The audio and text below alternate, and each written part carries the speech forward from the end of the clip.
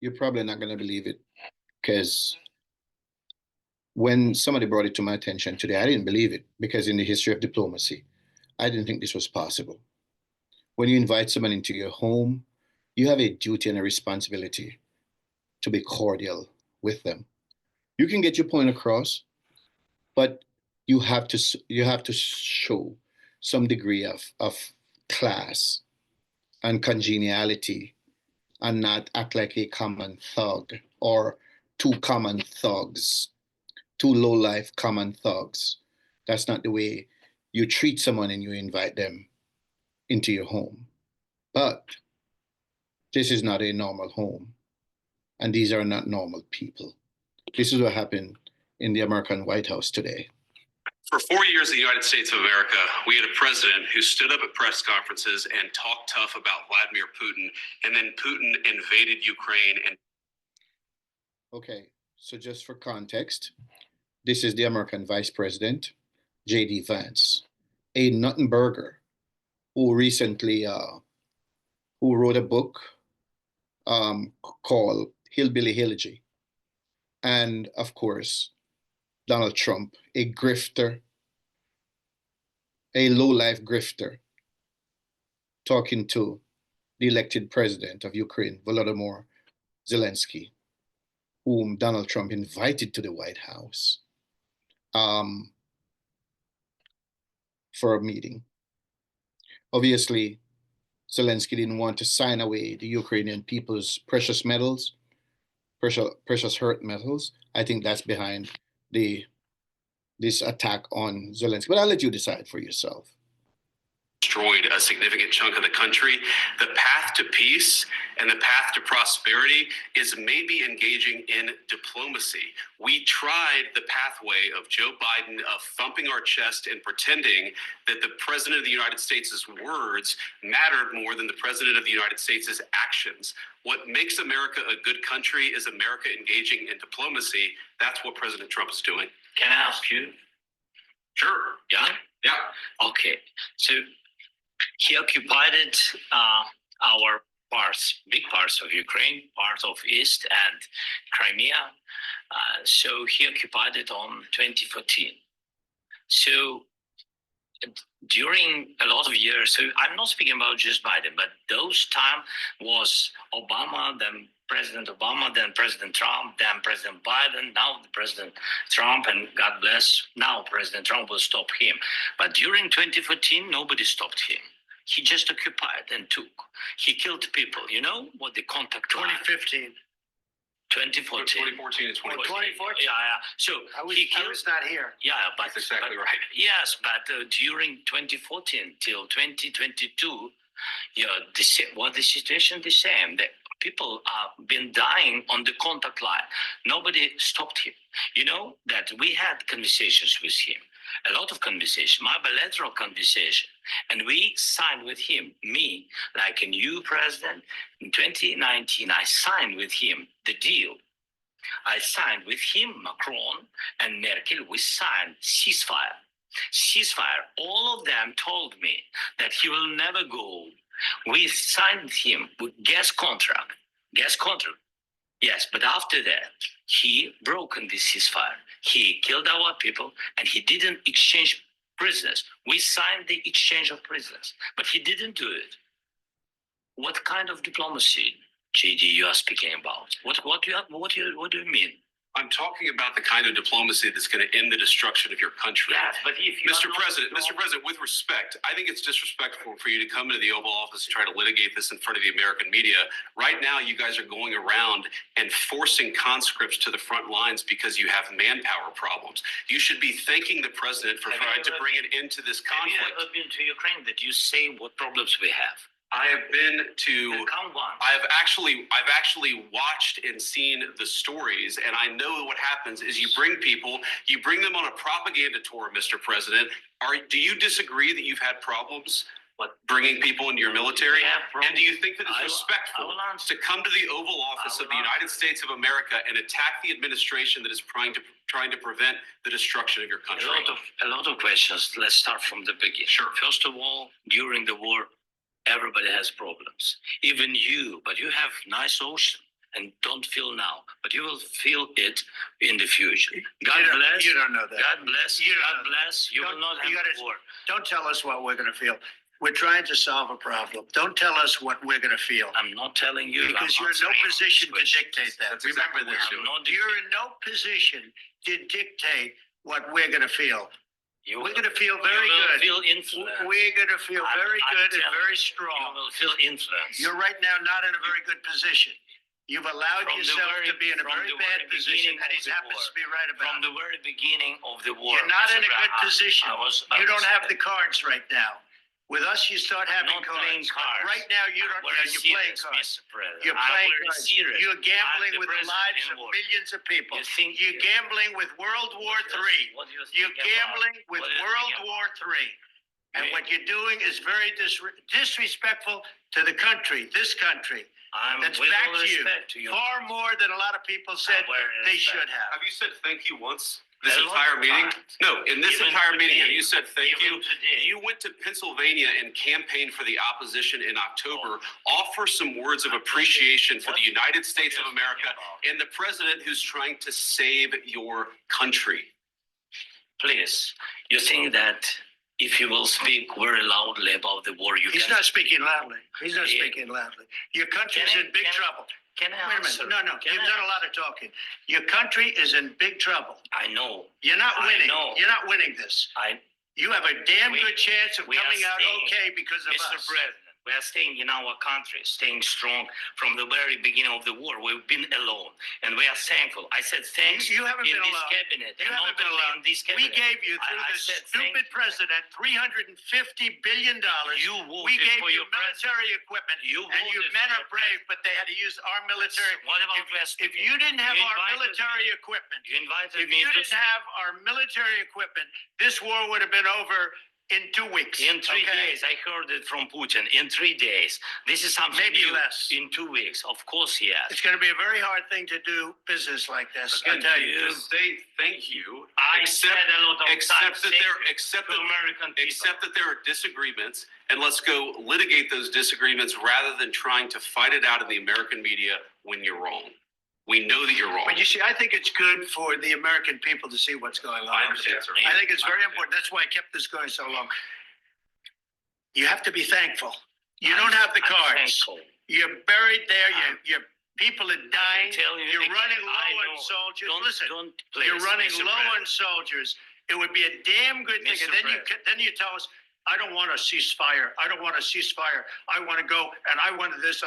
Look, if you could get a ceasefire right now, I tell you, you take it so the bullets stop flying and your men stop getting killed. Of course, we want to stop the war. But you're I saying you said- don't want a But I ceasefire. said to you, I want a with ceasefire guarantees. because you'll get a ceasefire faster than an agreement. Ask our people about ceasefire, what they think. That It wasn't doesn't with matter for me. you what. That wasn't is- with me. It That was wasn't with you. a guy named Biden, who was not a smart person. But this That is was your, with, this that was is with your Obama. president. It was your president. Excuse me. That was with Obama, who gave you sheets, and I gave you javelins. Yes. I gave you the javelins to take out all those tanks. Obama gave you sheets. In fact, the statement is Obama gave sheets and Trump gave javelins. You got to be more thankful because let me tell you, you don't have the cards. With us, you have the cards. But without us, you don't have any cards. Okay, sorry about that. Well,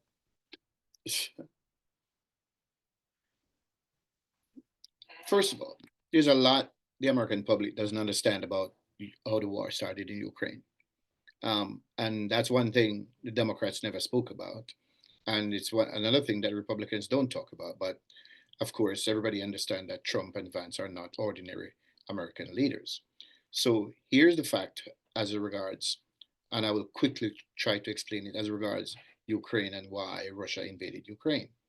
First of all, after the Soviet Union collapsed in the 1980s, most of the countries went their separate ways. Most of the countries that made up the Soviet Union went their separate ways.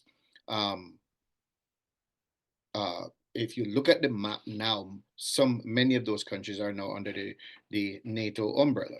Now you have to understand that those countries are geographically close to Vladimir Putin, and they've signed on to under the American NATO North Atlantic Treaty Organization, which is the you touch one of us, you touch all of us. That's what that really is. So that puts them under America's nuclear umbrella. I don't think necessarily that Putin is necessarily bothered by that because Russia has a larger nuclear arsenal than the United States does, with all of the bravado you hear going on. However, the problem between Ukraine and the United States has been, and Russia has been consistent. Ukraine borders Russia, and Russia has consistently asked uh, Ukraine, since they're on their borders, not to seek to join NATO, to stay neutral.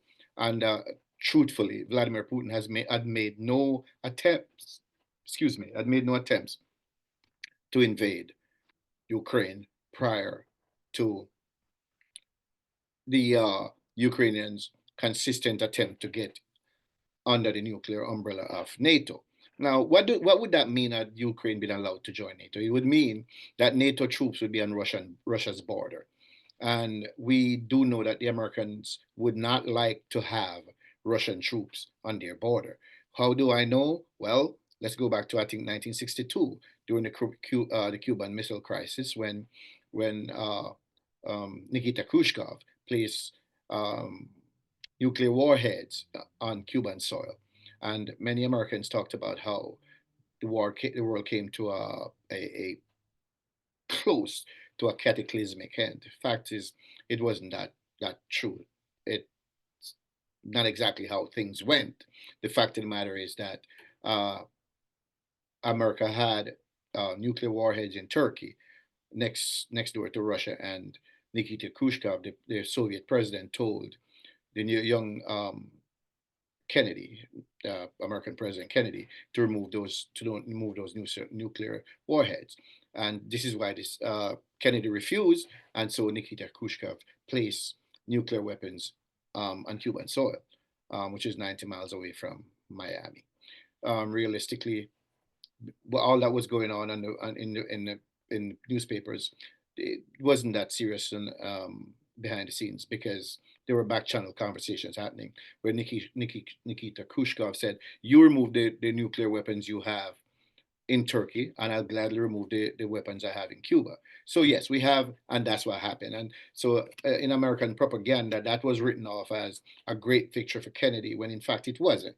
It was a chess move by Nikita Khrushchev, which the Soviet president won. So technically, there's evidence that America would not have allowed uh, Russian troops in Canada, in Mexico, not even in Cuba. So why would Vladimir Putin allow NATO's troops to be on Russia's border? So it makes sense, and this is why during the Obama presidency, Putin invaded and annexed Crimea, which is actually a part of Russia. That's a fact. That's a geographical and historical fact. Additionally, uh, they attacked. I think it's been a few years now since Russia attacked Ukraine, because the Ukrainians continue to try to get under the uh, NATO umbrella. So, to those who didn't understand why Putin invaded Ukraine, there's your answer. That's why. It wasn't just out of the blue, he just decided he was going to invade a sovereign nation. No, there were severe implications if uh, Putin had allowed Ukraine to invade Russia. To for you If Putin had allowed Ukraine to, sorry, not invade, but to be accepted into NATO, because literally that would mean that NATO countries would literally surround Russia, and the Russians are not going to stand for that. But in terms of how JD Vance and Donald Trump mugged a sitting president was shameful, it was disrespectful, it was cheap thuggery. It was not diplomacy. It was not presidential. It was it was not classy. It was coarse. It was disrespectful. It was common. It was cheap. It was disgraceful. They acted as two thugs. Imagine these thugs having access to nuclear weapons. Yeah, that's where the world is right now. This is the level of arrogance that's now permeates the American uh, um, political situation. This is a very dangerous time, not for America, but for the world. An extremely dangerous time. And I don't know how we're going to come out of this. That these people voted, these people ushered in, not, like I said, not just in America, but on the rest of the world. The bullyism, the bullying, the threats, the everything for sale. Everything is, what can I get out of this? I have never seen this in my life. And I don't think anyone in this lifetime have seen anything close to this. It is absolutely disgusting. It was. Thank you.